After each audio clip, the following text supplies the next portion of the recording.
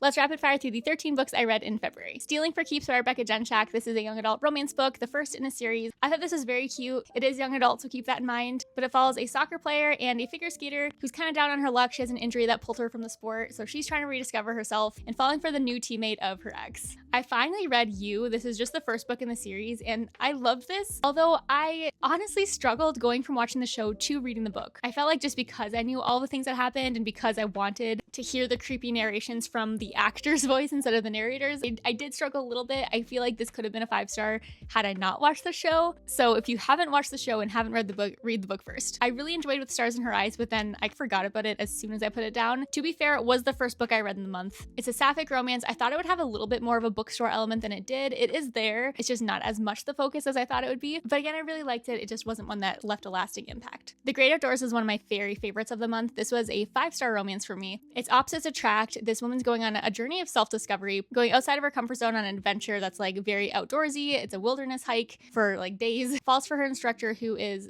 such an amazing MMC. I loved him so much. This book isn't out till June, but make sure you get your hands on a copy because it's so good. Glow of the Everflame, book 2 in the Kindred Curse saga. 5 stars, phenomenal. I'm obsessed. I can't wait to read Heat of the Everflame. Book 3, I think it's Heat of the Everflame, and then Burn is gonna come out eventually. I am nervous to read book 3 because apparently book 3 ends in a crazy cliffhanger. But read this series, it's so good. Very slow burn, politics heavy. I love the FMC so much. I love Skate It Till You Make It. I read this at the same time I was watching the Olympics, which I thought was so much fun. It follows a British hockey player who is very unexpectedly catapulted into the captain position going into the Winter Olympic Games. She ends up fake dating a photographer who she actually had bumped into in the past. I loved their relationship. I love that it's a hockey romance, but the FMC is the hockey player. Highly recommend. When I Kill You was super fun. I love B.A. Paris. She is like the queen of domestic thrillers to me. This one follows a woman who's kind of reinvented her life. She goes by a new name. She's leaving her past, which is pretty dark, behind her, but she thinks somebody knows who she is and is stalking her. This one made me feel like I needed to be looking over my own shoulders. It was crazy. I really enjoyed Only in Your Dreams. This one is part of an interconnected standalone series. It's the first in the series. It's kind of like a second chance, childhood friends to lovers, but there's been a large amount of time between when they knew each other in high school and now. I thought their relationship was really cute, and I'm excited to read the other 2 books in the series. I'm obsessed with Catherine Cowles, and this book was phenomenal. This is her new book, Across the Vanishing Sky, and it